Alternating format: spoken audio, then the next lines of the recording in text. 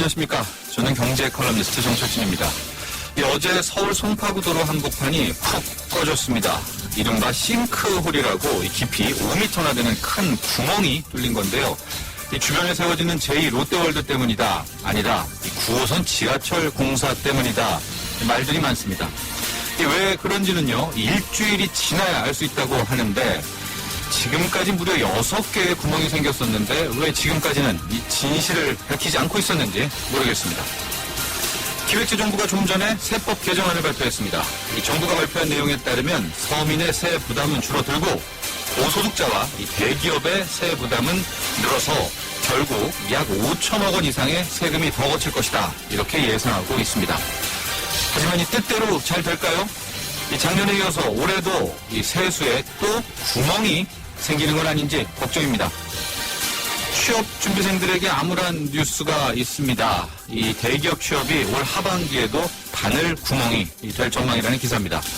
경기회복이 늦어지면서 주요 대기업의 하반기 공채는 지난해와 비슷한 수준이거나 아니면 소폭 줄어들 것으로 관측되고 있다는데요.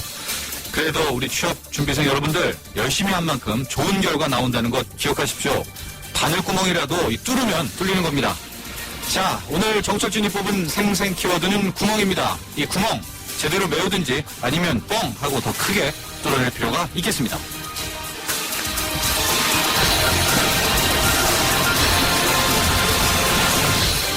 신한세경제가 뽑은 오늘의 경제 이슈입니다. 이 장시우 입에서는요. 앞서 말씀드렸던 세법 개정안에 대해서 기획재정부 관계자를 연결해서 어떤 내용을 담고 있는지 제일 먼저 발빠르게 알려드리겠습니다. 이 3대 세제 패키지와 또 논란이 되고 있는 기업 환류세 등 자세히 짚어보겠습니다. 3부로 가보면은 이 미국 $100짜리 위조 지폐가 늘고 있다는 소식 전해드리면서 위패 감별법은 어떤 것들이 있는지 전문가들로부터 자세히 들어보겠습니다. 자, 생생경제 1부 본격적으로 시작합니다.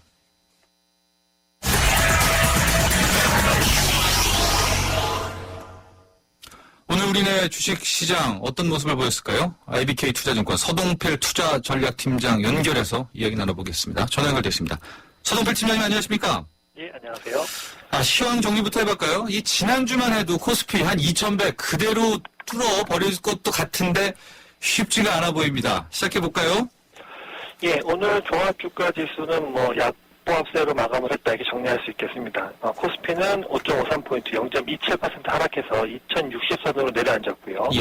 코스닥은 반면에 모양새 상대적으로는 괜찮았습니다. 0.68포인트 0.12% 상승해서 548.43포인트에서 마감을 했습니다. 예. 거래소 외국인 투자들은 632억 원 정도 매수 우위를 보였고요. 예. 반면에 기관 투자자들은 매도로 대응을 하면서 국내 기관 투자자들이 코스피에서는 수급상 부담을 주었다 이렇게 정리할 수 있겠고요. 네. 반면에 코스닥에서는 외국인들이 277억 원 정도 매도 우위를 보였고요.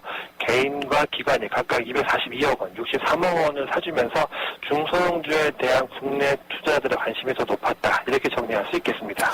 최근 보면은 이제 유럽 쪽도 그렇고요. 미국 쪽 증시도 이제 슬슬 조정 양상을 보임에도 불구하고 우리 코스피 잘 버텼습니다. 또 그 내용을 보면은 외국인 투자자들이 꾸준히 매수세를 이어왔고요. 우리 소동필 팀장님 좀 어떻게 보십니까? 외국인들이 오늘도 샀죠?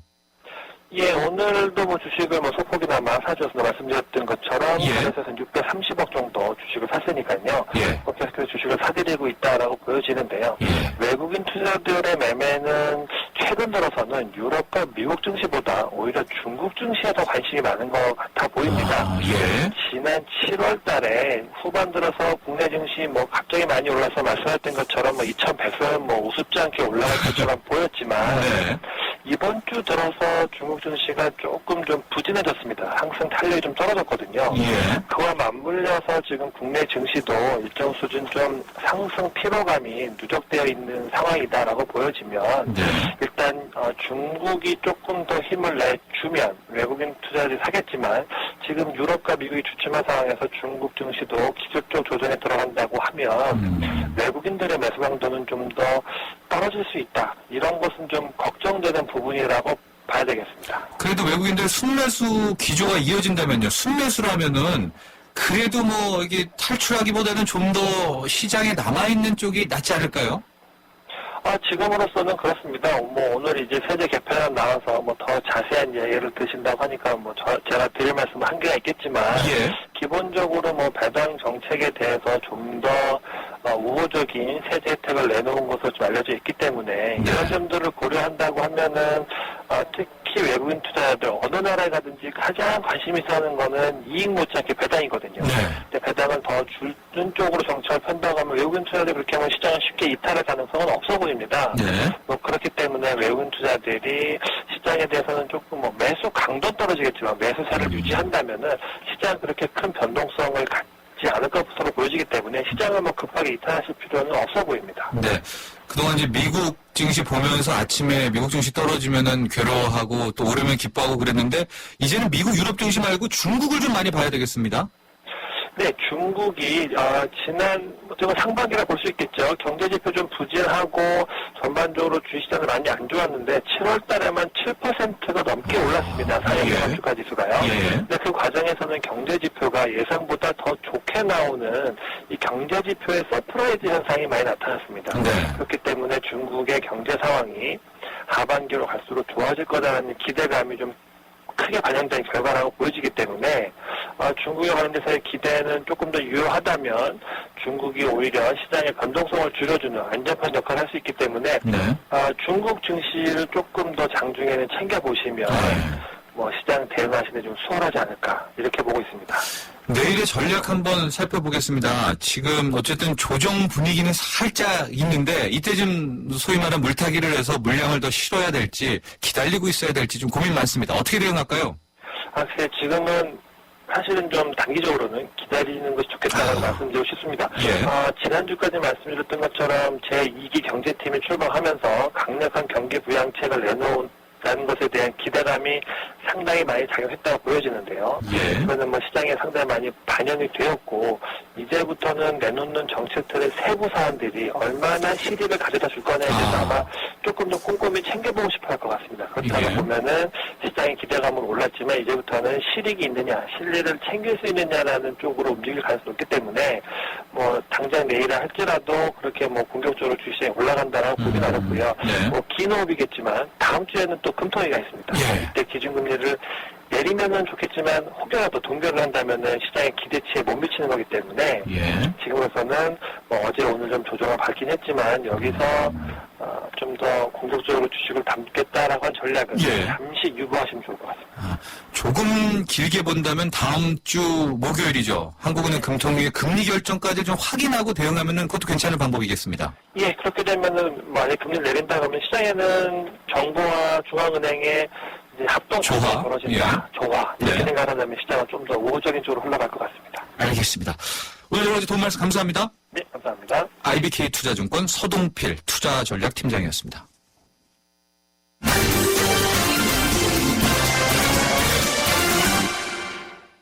네, 오늘의 경제 뉴스 정리해 보도록 하죠. 한국일보 이성철 부국장 전화 연결합니다. 국장님 안녕하십니까? 안녕하세요. 네, 첫 번째 뉴스. 국내 기업에 대한 국민의 호감도 떨어졌다, 하락했다.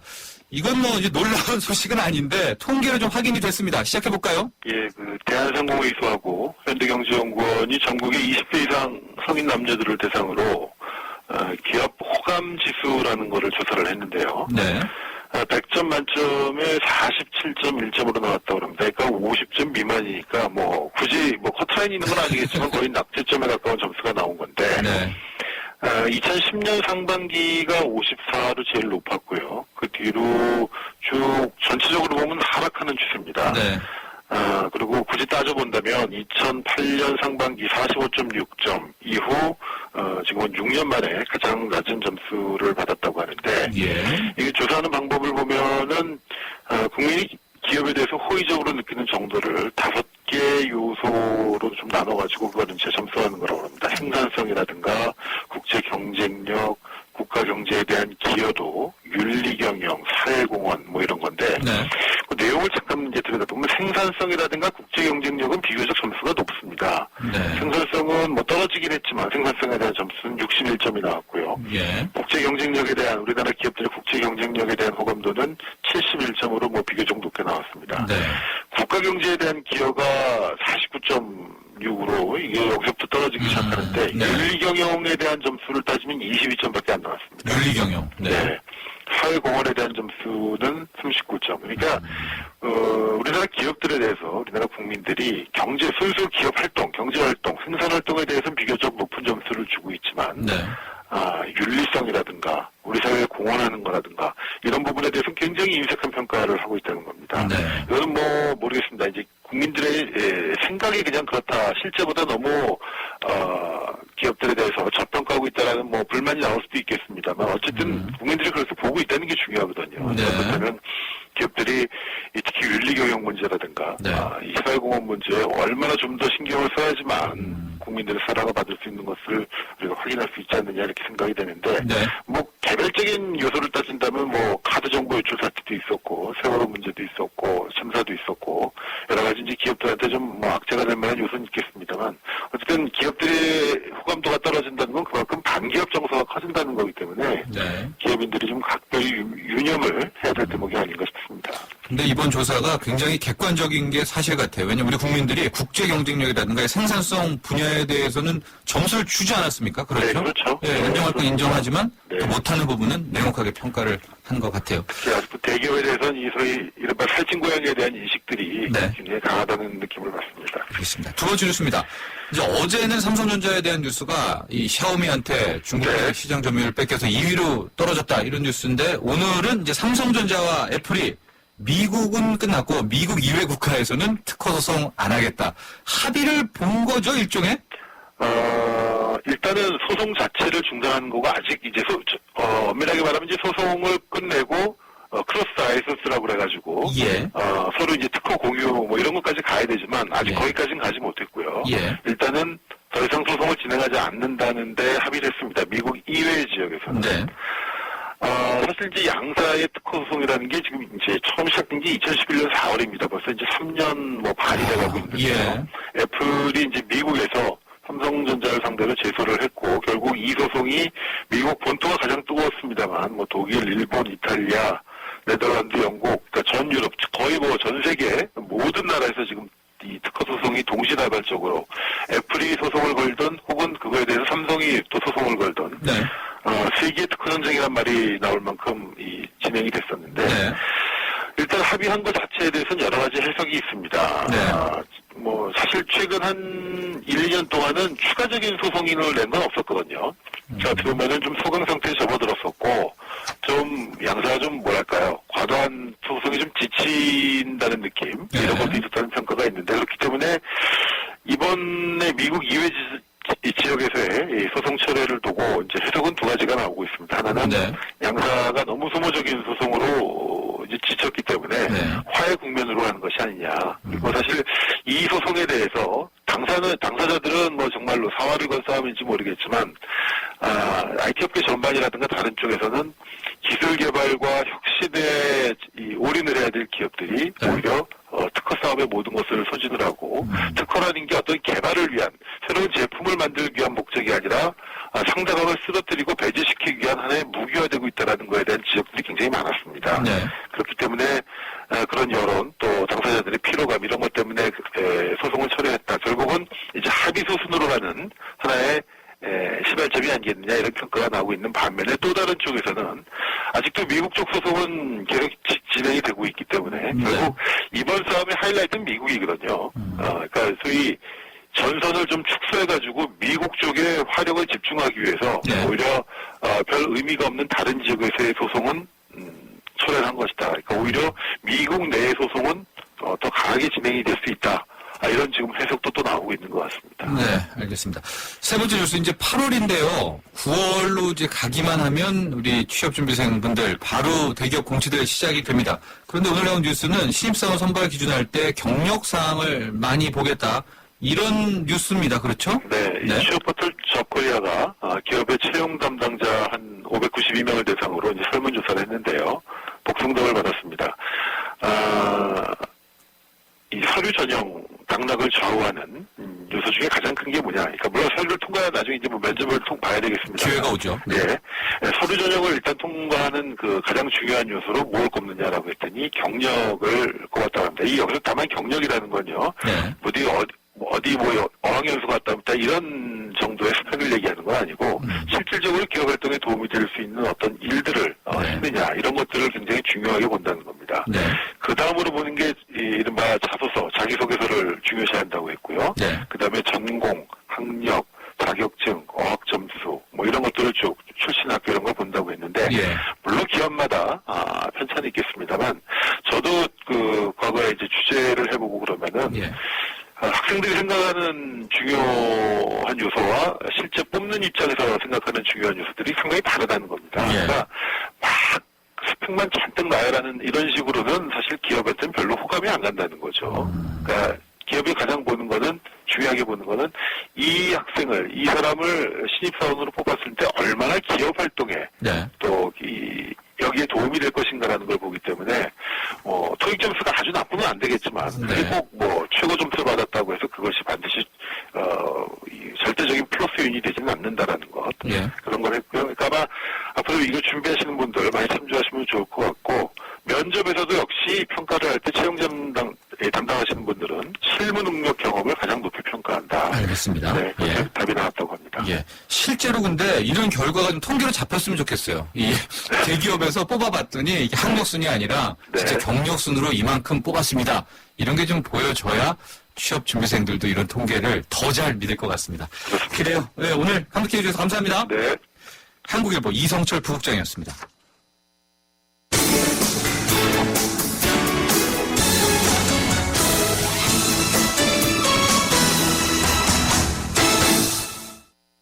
네, 생생경제일보 저 정철진과 함께 하셨고요. 방송 들으시면서요. 의견 있으시면은 이 샵 0945 50원이 부과되는 휴대전화 문자메시지로 보내주시면 좋겠습니다.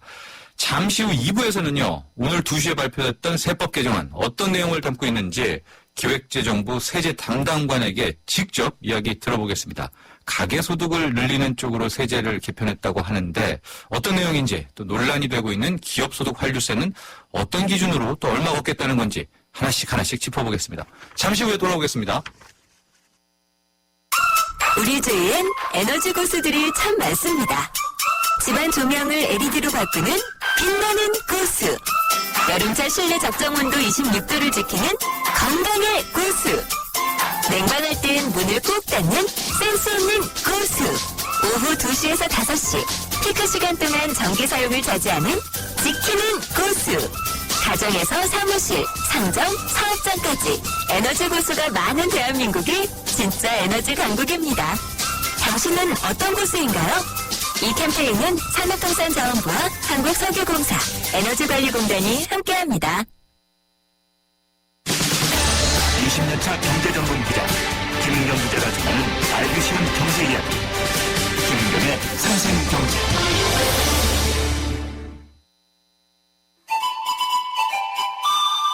어머, 진짜 경제는 장바구니 안에 있지. 발로 뛰는 생생경제가 젖은 구석구석 경제 현장. 장바구니 생생경제.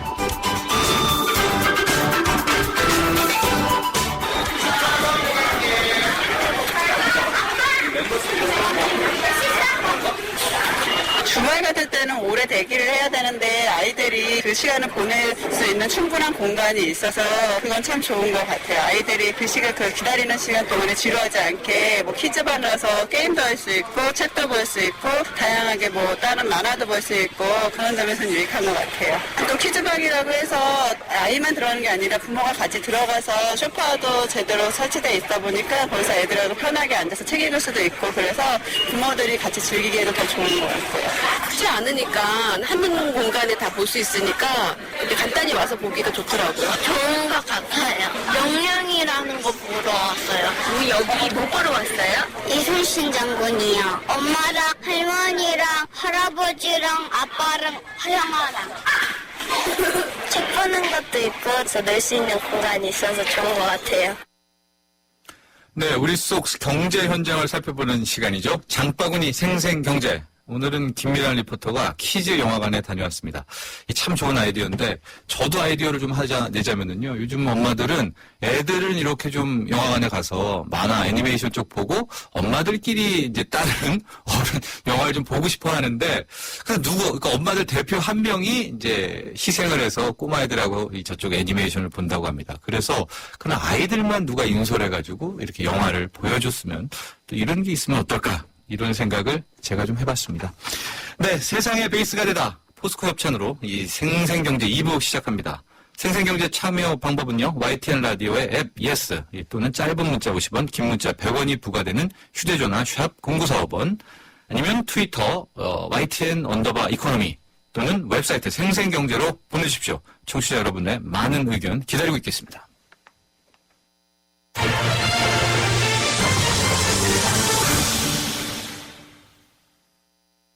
기획재정부가 오늘 가계소득 증대 3대 패키지를 골자로 한 세법 개정안을 발표했습니다.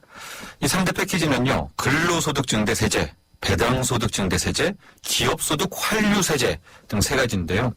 이 내수 활성화를 통해서 가계소득을 증대할 수 있도록 세제 측면에서 적극 지원하겠다. 이런 의도가 담겨 있습니다. 여러분 이 구체적인 세법 개정안 내용 궁금하시죠? 이 자세한 얘기 기획재정부의 문창용 조세정책관과 이야기 나눠보겠습니다. 전화 연결돼 있습니다. 문창용 국장님 안녕하십니까? 예, 안녕하십니까? 네, 바쁜 와중에서 이렇게 또 인터뷰 응해주셔서 감사합니다.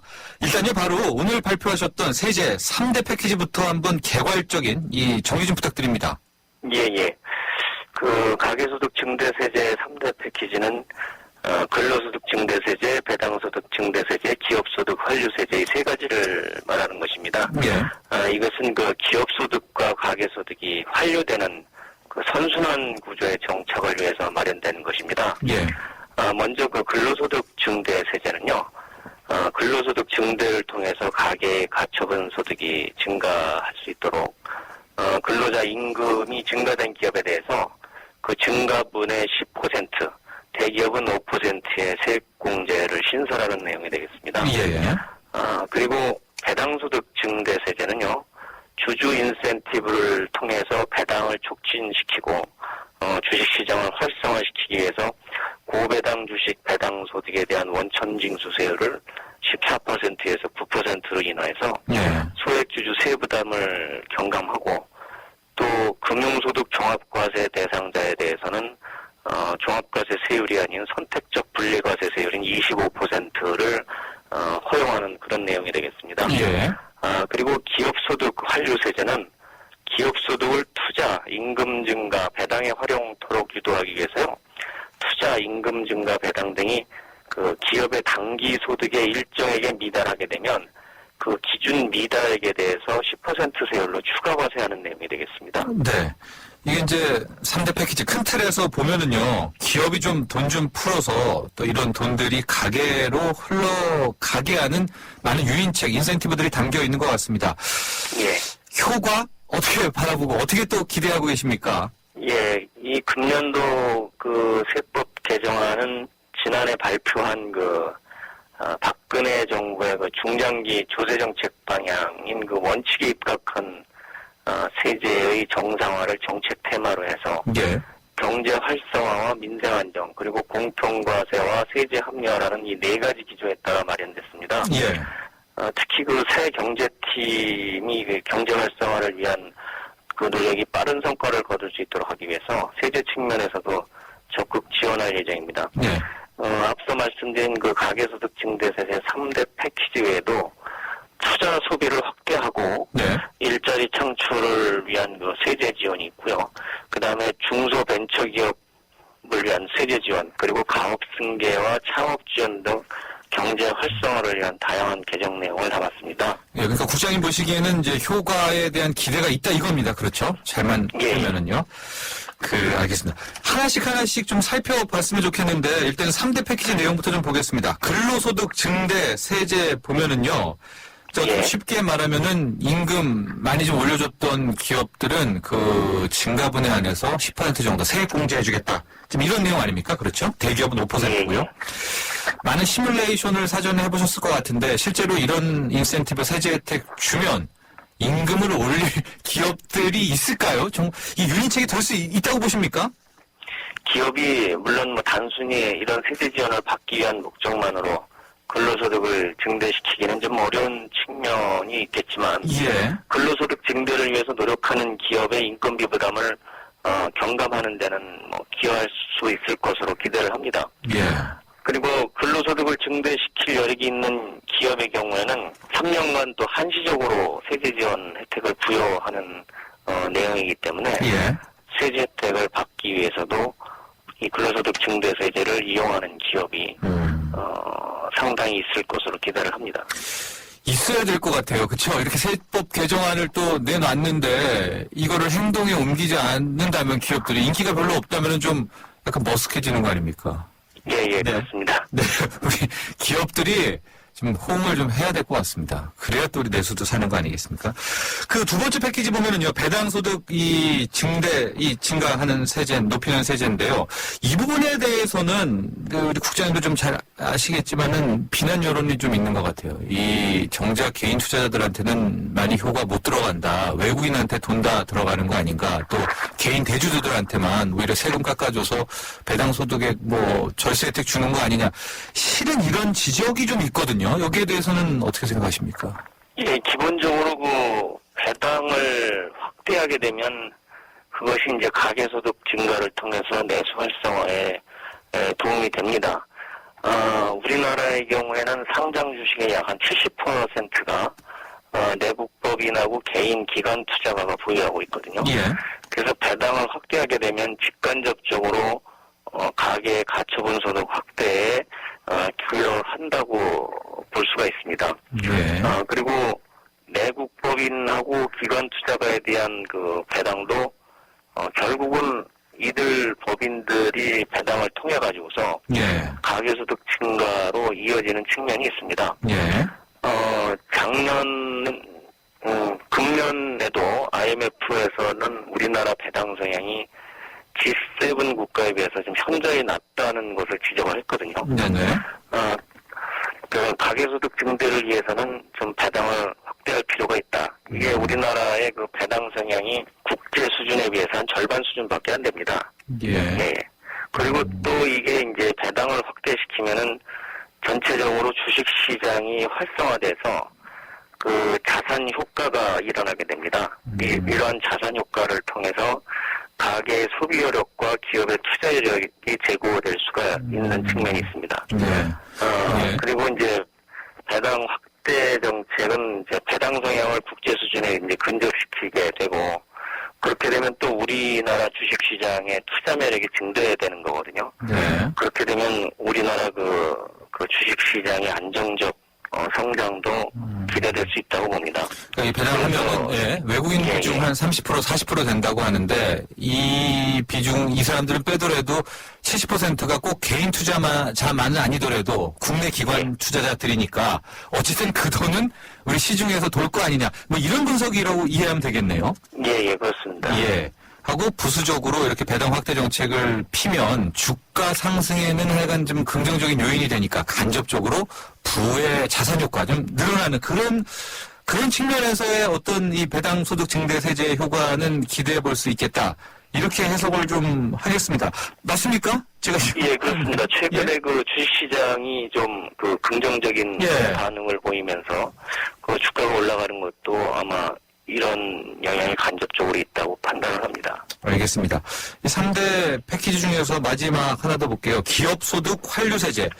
이제 너무나 이번 세법 개정안이 이제 당근 일색이다. 그래서 채찍도 좀 들었습니다. 이게 일종의 채찍인데 뭐 투자나 배당 등이 그 단기소득의 일정에게 미달하지 못하면은 세금을 추가로 매긴다, 때린다. 뭐 이런 거죠. 단일세율 10%로. 세금을 때린다라는 그런 측면이 아니고요. 네. 사실 그 정부의 목표는 이 기업소득 환류 세제를 통해서 세수를 걷겠다는 생각은 없습니다. 네. 이 기업소득 환류 세제가 정상적으로 작동이 돼서 기업들이 투자나 임금 증가나 배당을 적정하게 함으로써 경제가 전체적으로 선순환 효과를 기대하는 것이 정책 목표거든요. 그래서 사실 그 세금을 때리는 것이 아니고 그러니까 추가 과세가 아니라 예. 추가 과세를 안 하는 것이 정부의 목표라고 할 수가 있습니다. 예. 안 하고 기업들 스스로가 좀 알아서 투자나 이렇게 좀 임금 상승 이런 걸 좀 해주기를 원하는 것이죠. 예.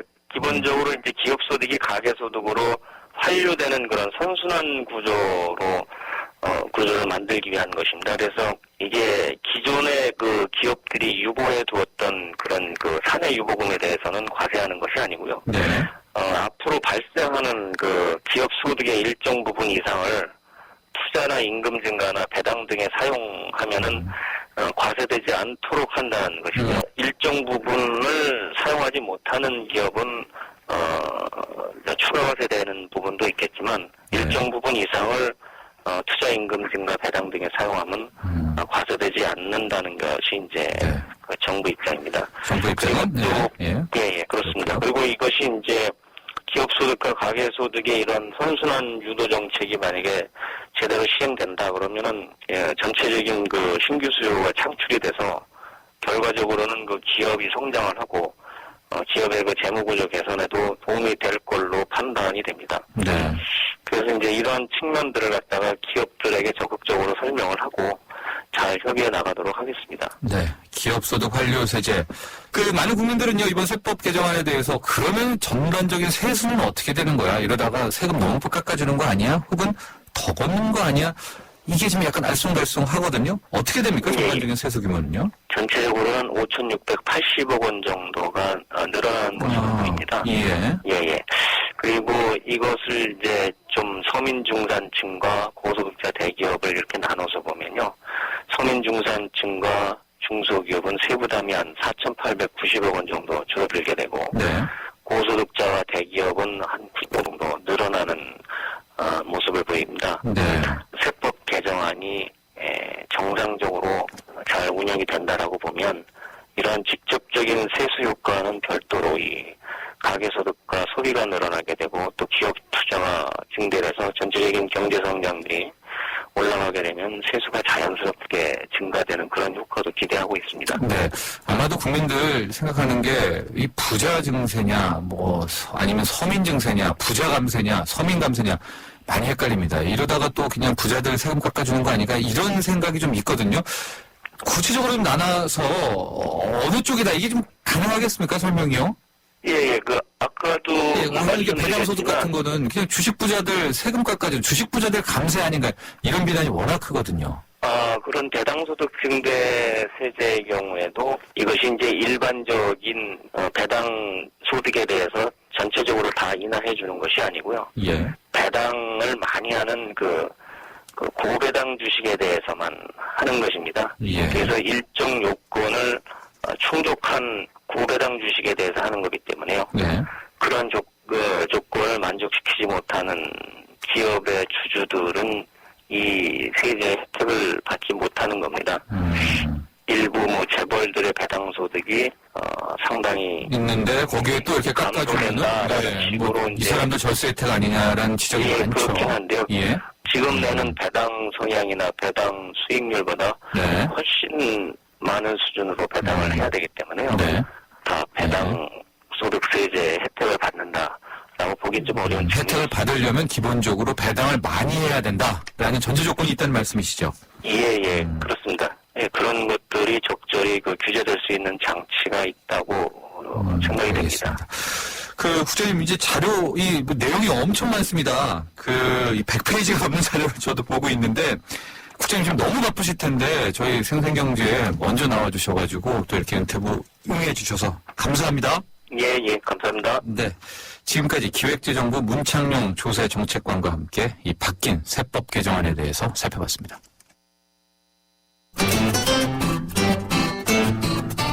생생경제를 다양하게 만나는 방법.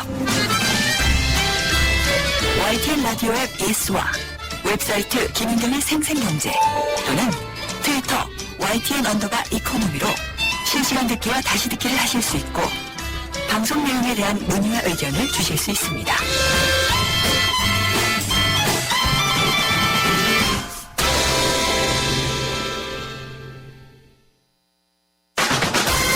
알면 대박, 모르면 쫄떡. 금융상품 특성. 직장인들 사이에선 13월의 보너스라는 단어 아주 익숙합니다. 바로 연말정산 가리키는 말이죠. 그런데요, 갑자기 올해는 연말정산이 세금 폭탄되는 거 아닐까? 이런 우려가 커지고 있습니다. 방금 전에는 이 세제 개편 3대 패키지는 살펴봤죠. 이번 시간에는 개인과 밀접한 세제 개편 내용을 살펴보도록 하겠습니다. 신한은행 서춘수 목동 하이페리온 지점장 전화 연결합니다. 지점장님 안녕하십니까? 예, 안녕하십니까? 지금 그래요. 이 연말 정산 늘 행복한 거 아니었습니까? 13월에 보너스란 말을 우리가 했는데 네. 갑자기 이게 지금 세금 폭탄으로 되고 있어요. 불안감 커지고 있습니다. 왜 이러는 걸까요? 예, 대부분의 직장인들이 세금 증가가 현실로 나타나지 않을까 이런 불안감을 가지고 있는데요. 예. 정부 입장에서 보면 복지는 늘려야 하겠고 예. 경기 부진에 따른 세수 부족 때문에 어쩔 수 없는 상황이긴 하지만 지금 정부 입장은 이런 것 같습니다. 네. 직장인이 가입해서 세금 혜택 받을 수 있는 제도 어쨌든 지금까지는 추려해 왔었고요. 네. 또 상품이 있다 하더라도 가입 자격을 까다롭게 하고 있기 때문에 네. 예, 세금이 늘어나는 것 아닌가 이런 불안감들을 가지고 있습니다. 바로 그냥 구체적인 이야기 들어가 보도록 하겠습니다. 왜 불안해하나? 키워드 첫 번째로 보면 이 세액공제입니다. 세액공제. 설명 좀 부탁드릴게요. 예, 올해 연말정산에서 대표적으로 바뀌는 내용이 소득공제에서 세액공제로의 전환입니다. 네. 소득공제는 내 연봉, 그러니까 총 소득에서 빼주는 방식, 공제하는 방식이라서 소득공제를 받는 금액만큼 과세 표준이 낮아집니다. 예.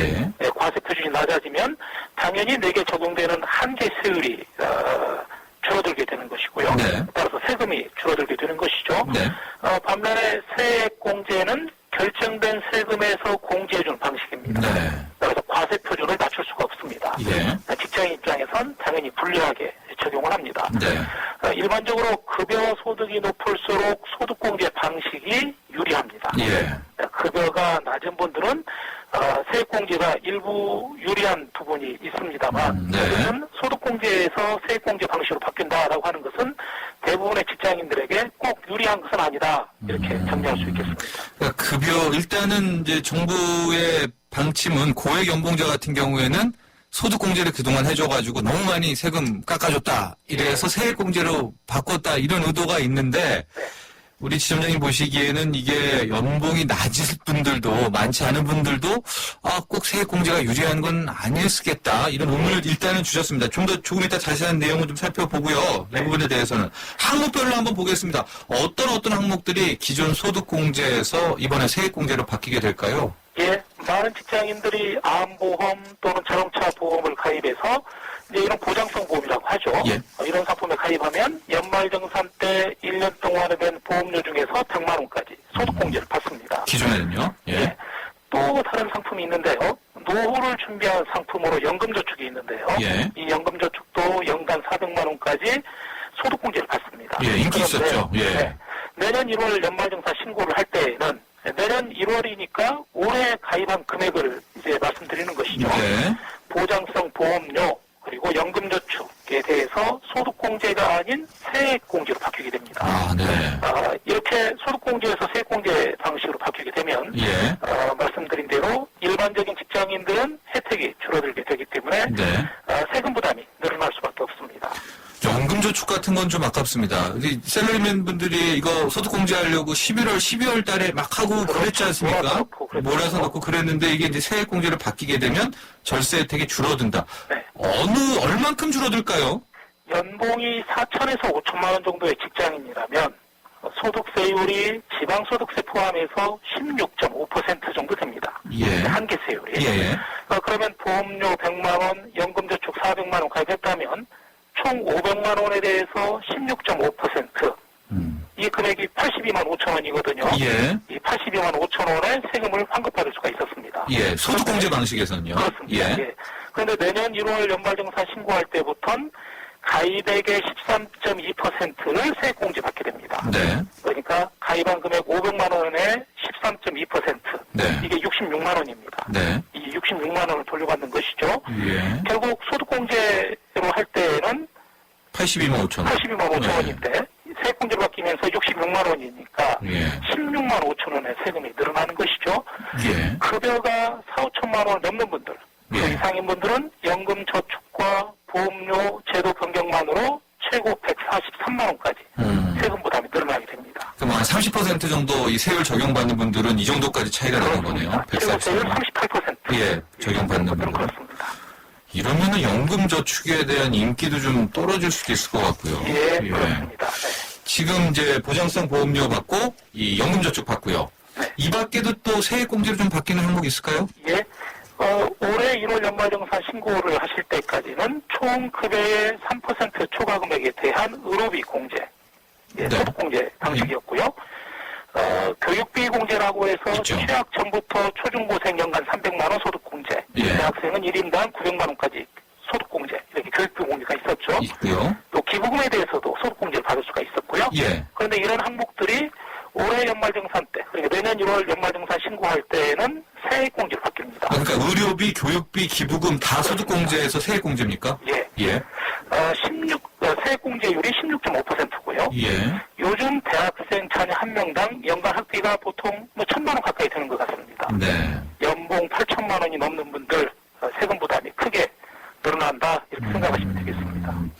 지금 이야기를 해줬으니까 다시 우리 처음에 제기했던 문제로 좀 가보겠습니다. 이렇게 소득공제에서 세액공제로 바뀌면요. 이제 고액 연봉자들에게 세금 더 많이 걷는 효과가 있다라는 게 정부의 이제 방침인데, 네. 우리 지원님이 아까 말씀하실 때는, 근데 이 연봉 많지, 한 5천만 원 밑분들도 실은 그렇게 세금의 이 혜택이 늘어나는 건 아니다. 이렇게 말씀하셨습니다. 예, 예. 예. 연봉이 2천에서 3천만 원 이하인 분들은 이론적으로는 유리할 수가 있습니다. 맞아요. 예. 예. 그런데 실제로 혜택을 보는 분들은 거의 없을 것이다. 많지 않을 것이다. 이렇게 예상이 되는데요. 왜죠? 왜냐하면 예. 연봉이 낮은 분들은 소득 대비 생활비 지출이 많을 수밖에 없습니다. 네. 따라서 보험이나 연금에 가입할 여력이 우선 많지가 않겠고요. 네. 또 소득이 적기 때문에 실제로 매달 내는 세금이 얼마 되지 않습니다. 네. 따라서 연말 정산을 통해서 환급받는 세금도 거의 없을 가능성이 높습니다. 예. 따라서 저소득 직장인들이라고 해서 개정된 세법에서 유리한 것만은 뭐 꼭 아니다. 예, 이렇게 정리할 수도 있겠고요. 오늘 얘기를 좀 종합해보면은요, 소득 많은 직장인 혹은 적은 직장인 모두 하여간 이제 연말 정산 준비 철저히 해야 되고 13월에 보너스 좀 줄어들 수밖에 없는데, 그렇다면은 그래도 더 보너스를 받으려면 어떤 준비해야 될까요? 예, 연말정산 항목을 하나하나 따져서 미리미리 준비하는 수밖에 없다라는 말씀을 드리고 싶고요. 예. 오늘 정부가 세법 개정안 발표를 했는데요. 네. 체크카드 현금 영수증 소득공제율이 30에서 40%로 늘어난다. 몇 가지 항목이 발표가 포함이 된 것 같습니다. 네네. 그래서 이런 내용을 잘 살펴보시고 미리미리 준비하라는 말씀을 드리고 싶고요. 예. 요즘 맞벌이 부부들이 많습니다. 네. 소득공제나 세액공제를 적절하게 분산하고 또 필요할 경우에 통합한다면 세금 혜택이 달라질 수도 있습니다. 네. 미리미리 준비를 해야 되겠죠. 네. 정부가 많은 절세 상품을 줄이고 있는 형편에 올 3월에 새로운 소득공제 상품을 내놓은 게 있습니다. 아, 소득공제 금융상품이 있습니까? 예, 올 네. 3월 달부터 판매하기 시작했는데요. 소득공제 장기 펀드입니다. 네. 연간 가입액의 40% 최대 240만 원까지 소득공제 받을 수 있으니까 예. 1년 동안에 600만 원 넣는다면 소득공제를 통해서 최대 63만 원까지 세금을 환급받을 수 있습니다. 예. 가입 시한이 내년 말까지이고요. 네. 따라서 지금 당장 저축여력이 크지 않다 하더라도 일단 1, 2만 원이면 통장을 만들 수 있으니까 네. 예, 우선 통장부터 만드십시오라는 말씀을 강조하고 싶습니다. 예, 소득공제 장기 펀드입니다. 근데 이제 소득공제라는 말은 듣기 좋은데 이제 펀드니까 이게 원금 손실도 될 수 있는 위험성은 있죠, 지점장님? 그렇습니다. 네. 세금 환급받는 금액 이상으로만 손해보지 않는다면 네. 예, 플러스를 유지할 테니까요. 네. 또 직장인이라면 한두 개 정도의 정기식 펀드는 가입을 하시는 것 같습니다. 알겠습니다. 이야기는 소장 펀드 가입하시는 말씀을 드립니다. 네. 오늘 도움 말씀 감사합니다. 네, 감사합니다. 지금까지 서춘수 신한은행 목동 하이페리온 지점장이었습니다. 치열한 일상에 지쳤어요. 어떡하죠? 유유자적을 꿈꾸는 M3 타입이군요. 일상의 피로 회복을 위해 하롱베이 3일치를 처방해드릴게요. 떠나세요. 당신의 타입에 맞는 베트남으로 대한항공 베트남 4개 도시 운항. Excellence in flight. Korean Air. 위조지폐가 올해 상반기에 무려 40%나 줄었답니다. 이 한국은행에 따르면 거의 8년 만에 최저치로 떨어진 건데요. 그만큼 우리 국민의 위패 식별 능력과 신고의식 높아졌다는 분석입니다. 반면에 미국 100달러짜리 위조지폐는 올해 들어 급증하고 있다고 하죠. 이유가 뭘까요? 잠시 후 위패 감별 전문가와 함께 자세히 분석해보겠습니다. 저 정철진과 함께하고 계시는 생생경제, 의견 있으시면요, 짧은 문자는 50원, 긴 문자는 100원이 부과되는 휴대전화 메시지 샵 0945로 보내주시길 바랍니다. 잠시 후 4시 뉴스 듣고요, 3부에서 다시 찾아뵙도록 하겠습니다.